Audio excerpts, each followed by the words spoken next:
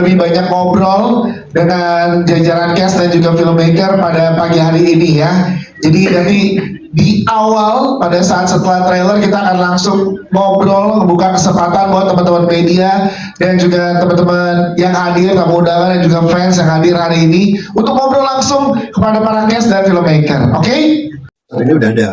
Poster ini didesain, poster ini namanya collage poster gitu. Jadi didesain, setiap poster itu beda-beda. Kalau kita mempunyai sebuah karakter protagonis di poster itu, ceritanya tentang protagonis itu. Kalau kita punya poster collage seperti Star Wars, seperti Avatar, berarti ceritanya tentang karakter dan tentang dunianya juga. Kebetulan dunia kita besar di film ini. Jadi saya coba menceritakan seberapa cerita ini bukan hanya terhadap satu individu, tapi terhadap dunianya juga. Gitu. Makanya posternya lebih large scale seperti itu.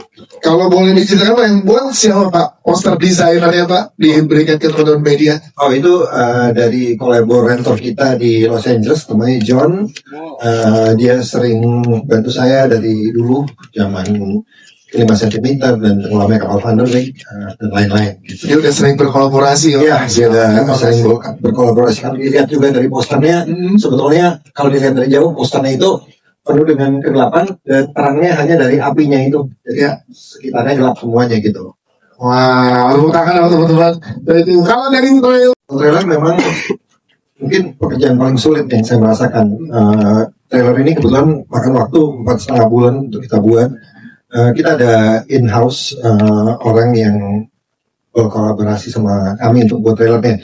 Idenya untuk buat trailernya untuk mempertunjukkan tujuan karakternya, tujuan protagonisnya, dan dunianya apa yang terjadi gitu. Tapi untuk merangkumkan itu dalam sebuah 2 menit 45 detik itu cukup sulit ya. Gitu. Tapi saya rasa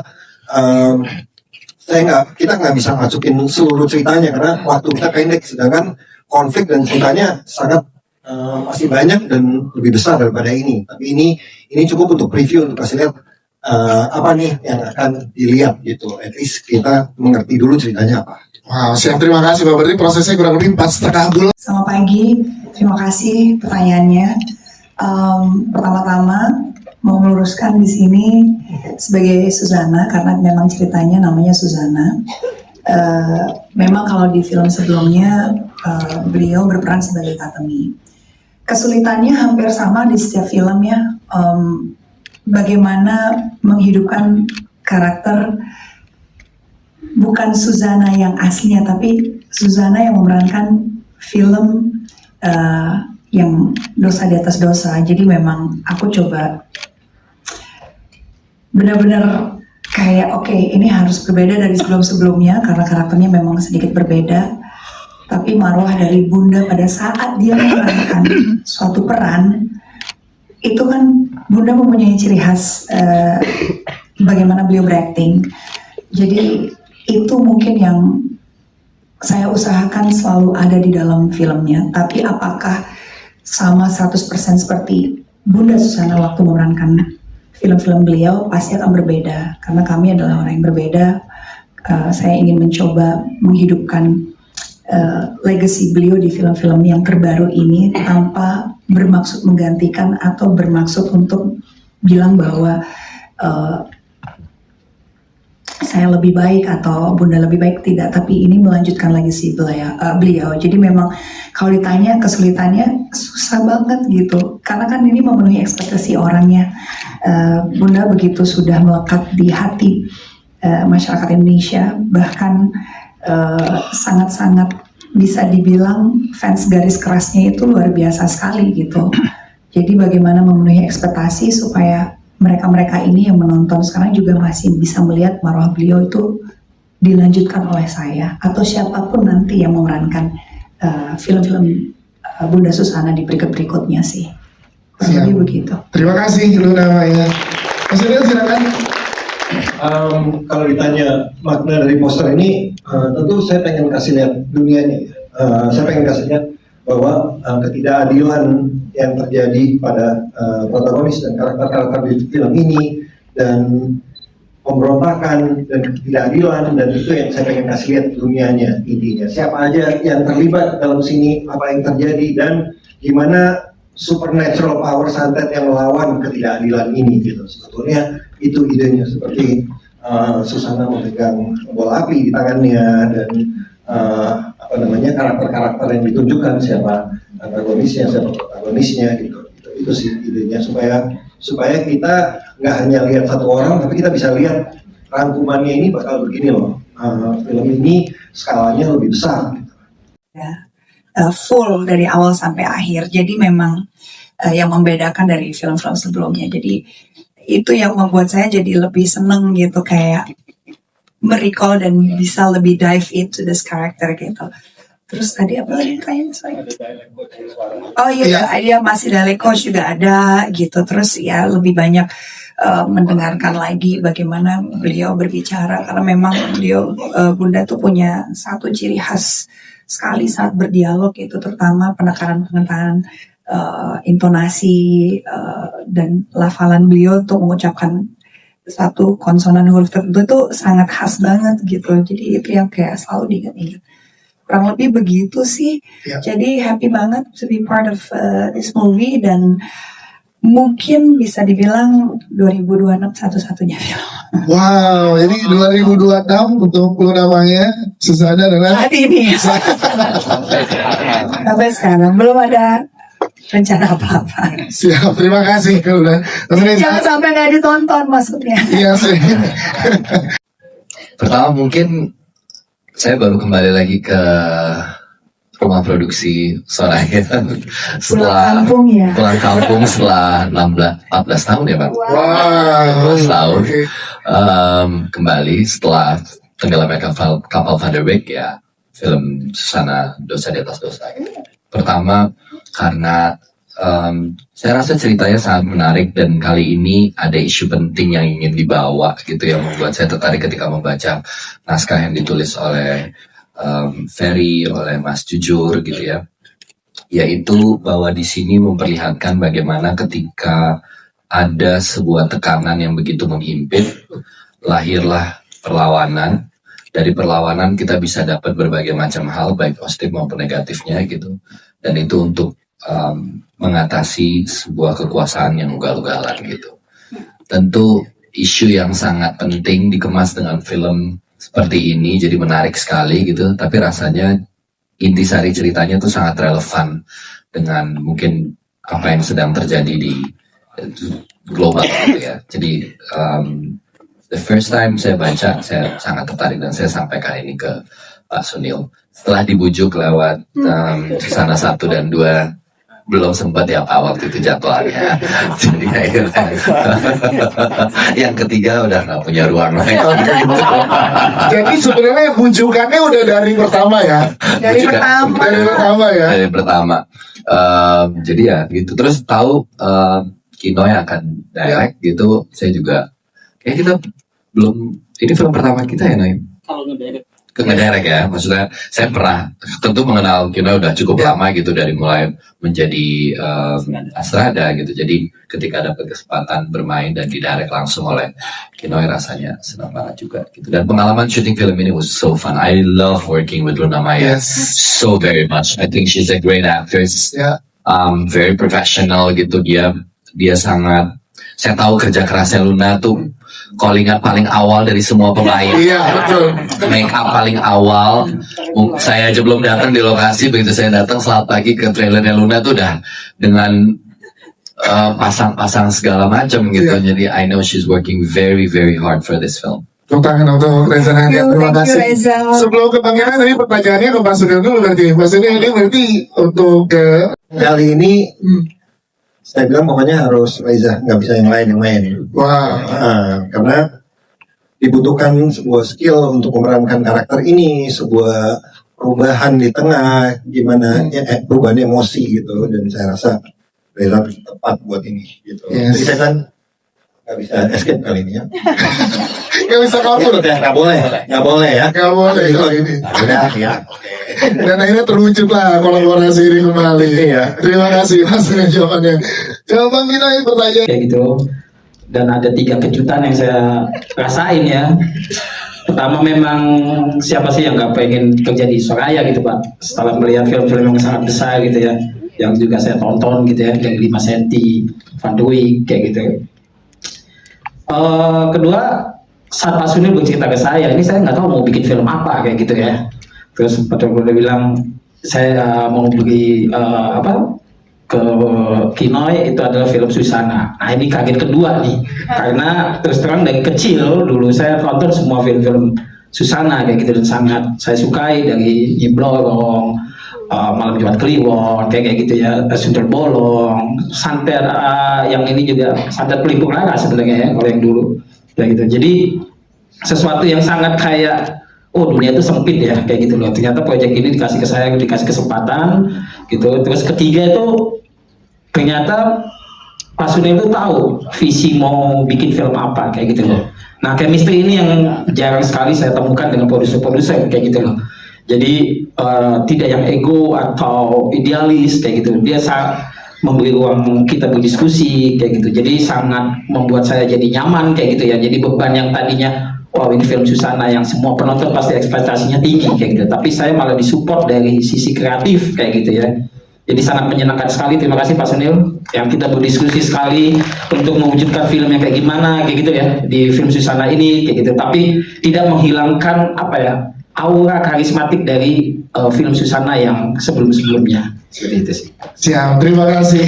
Terus gimana? Dengan Reza dan Luna sebenarnya sudah lama ya, kita udah pernah kerja bareng kayak gitu. Saat saya jadi Astrada dulu juga Reza dan Luna pemain, kita berdiskusi adegan. Jadi kalau pas kesini tuh jadi lebih bukan reading practical scene gitu, kita lebih mengulik apa ya manusia itu, kesalahan-kesalahannya apa ya, menjadi lebih berdiskusi ke karakternya kayak gitu loh, dan mereka bisa menerapkan itu, saya yakin itu. Dan saat ketemu di setnya kayak gitu, mereka jadi hidup kayak gitu, mereka tinggal menghidupkan semua peristiwa-peristiwa yang ada di skenario kayak gitu. Jadi lebih berdiskusi karena ini kan membicarakan tentang manusia ya, manusia dari kesalahan-kesalahannya, manusia yang ada di dalam kegelapan kayak gitu ya, di kehidupan yang hitam kayak gitu loh. Jadi itu yang kita diskusikan bersama Luna dan Reza gitu. Kadang-kadang juga senangnya dengan Reza dan Luna itu selalu apa ya,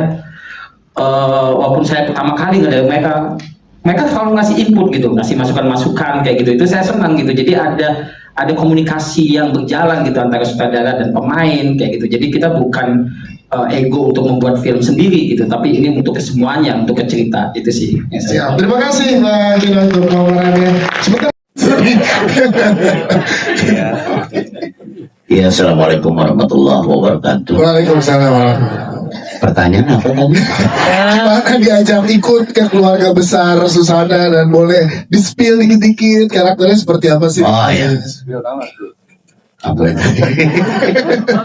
Ya, pertama saya ucapin terima kasih sama Pak Sunil yang udah percaya mengajak saya, dan ini film yang sudah lama saya tonton. Ini acara apa sih, Mas? Kan belum tayang, Pak. Baru lebaran nanti tayang kayak gini. Jadi ikut main nggak sih? Jadi udah lama saya nggak syuting film.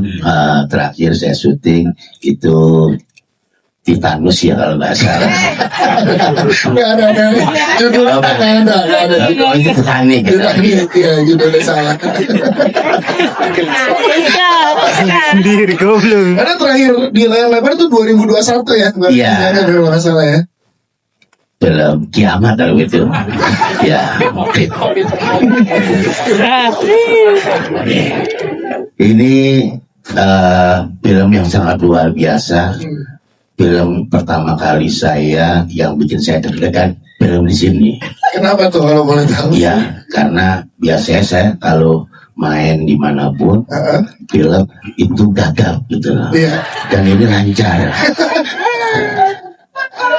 Giliran lancar malah deg-degan ya. Saya agak deg-degan gitu. Waduh, ini dibayar apa enggak gitu. Ya, karena biasanya dibayar itu karena gagal gitu kan. Dan di sini alhamdulillah saya belajar ternyata Pak Sunil itu kepengen saya itu bukan jadi pelawak, tapi sebagai aktor gitu. Sebagai ungkapan buat saya. Terima kasih Pak. Jadi insya Allah tahun depan saya jadi aktor lagi. Kenapa? Ada mau nanya mau Bang Haji, silakan. Mau nanya apa? Boleh, mau nanya ke Bang Haji sih katanya. Silakan, Bang. Sebelumnya jangan dijawab gagap ya. Lancar kok. Dan jangan nolak kalau pertanyaan saya. Jawabnya ya. Ini saya awal itu kan merinding ya, trailernya tuh musik ditambahkan dingin. Tapi begitu muncul catch-nya, saya kaget, ada Adi Anak Emas, ada Gagap gitu. Apa nanti ininya ceritanya juga ada komedinya? Nah itu penasaran saya ya, karena saya memang pecinta film Susana dari Misbar, sekarang udah ada XX1. Ya, Yes. memang Luna Maya dengan Reza ini cocok di Nyi Blorong nanti ya, pasangan yang Ini fans sejati nih, fans sejati. saya nanti nagih janjinya. Lagi janjinya. Belum ada yang janji. Dengan Susana tuh banyak, jangan yang ular-ular. Dia kan pasangannya dengan Chris Sang Ramgalisinya itu kan Reza. Mirip banget ininya. Nah ini untuk ke Adi Anak Emas. Sama angkatan ya Bu ya, Mas Adi. Saya bertanya juga jadi asal lihat wajahnya pasti saya ketawa deh. Ya. Ada. Silakan Mas Adi. Ya, Ibu masih ingat film saya waktu kecil Anak Emas Ibu ya. Alhamdulillah. Kita bahas film Anak Emas apa Susana? Susana aja ya. Susana. Oh gitu. Ya alhamdulillah. Yang pertama, saya terima kasih kepada Pak Sunil karena honor saya naik. Ya. Makasih Pak. Yang kedua, kita benar-benar diawasin untuk komedinya sama Pak Sunil dan kita rela, ikhlas, ya. Jadi pas benar yang Ibu bilang, muka kita udah lucu katanya. Nah Pak Sunil bilang, udah nggak usah pada ngelucu, muka kalian udah pada lucu. Nah, udah akhirnya kita nggak ngelucu ya. Tapi ternyata keren Bu. Luar biasa. Jadi benar-benar apa ya? Pak Kimai juga ingetin jangan ngelucu, tapi jadinya Bu lucu, lebih lucu dari ngelucu Bu. Nanti kita lihat pada saat filmnya tayang ya. Satu hal lagi, di film ini memang untuk dialog, masalah dialog kita nggak boleh improv, ya luar biasa. Dan ternyata memang keren Bu, nggak selamanya kalau improv itu bagus. Yes. Ternyata begitu kita ditertibkan oleh Pak Polisi Pak Sunil, ternyata wah keren ya. Oke. So dengan begitu keaktoran kita makin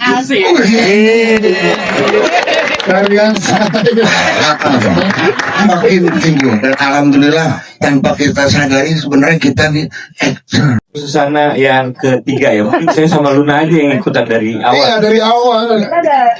Iya, saya kayaknya sama Pak Sunil, saya sampai semua Susana kayaknya ya Pak ya, soalnya Pak.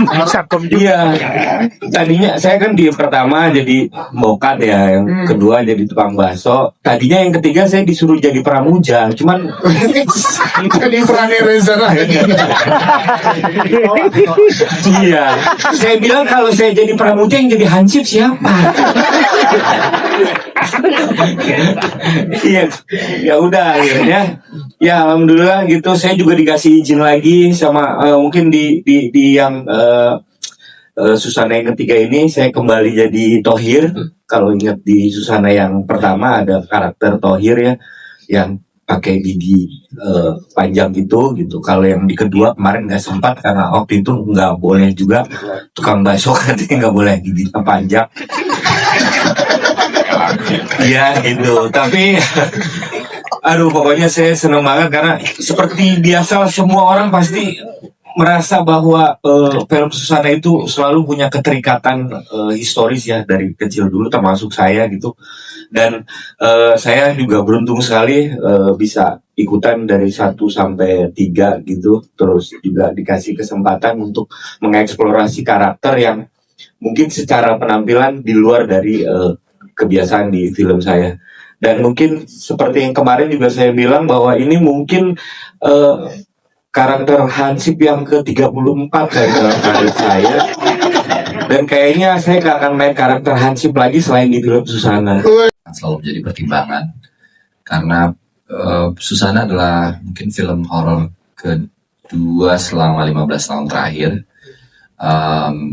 Saya cukup lama vakum dari film horor dan kemudian terlibat, dan saya melihat ini tuh sebenarnya, is it a horror film? It is a horror film in a way gitu ya, tapi ya karena Susana juga di sini sebagai manusia gitu, manusia yang tertindas, manusia yang mengalami luka dan perjalanan batinnya sendiri sehingga mengambil keputusan-keputusan yang luar biasa berdampak bagi kehidupan dan kehidupan orang-orang di sekitarnya gitu. Jadi ada satu cerita yang menurut saya sangat menarik gitu, penggambaran tentang bagaimana tadi yang saya jelaskan di awal, orang yang tertekan kemudian melawan bentuk kekuasaan yang sebenarnya dan lain-lain.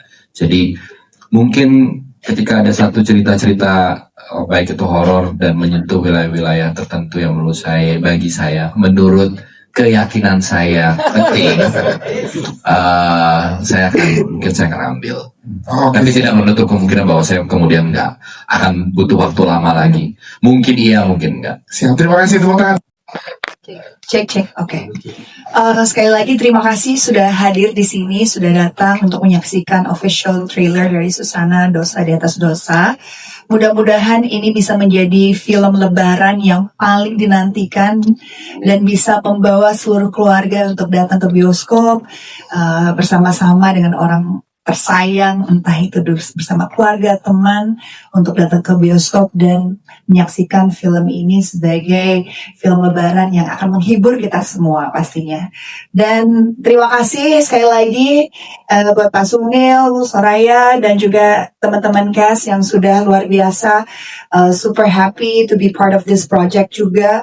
Saya tahu ini adalah kerja keras semua pihak, jadi please datang ke bioskop tanggal 18, bener-bener hari pertama lebaran. Iya. Abis sholat id langsung serbu bioskop. Betul. Wow. Jadi uang amplopnya langsung dibawa ke bioskop semua ya.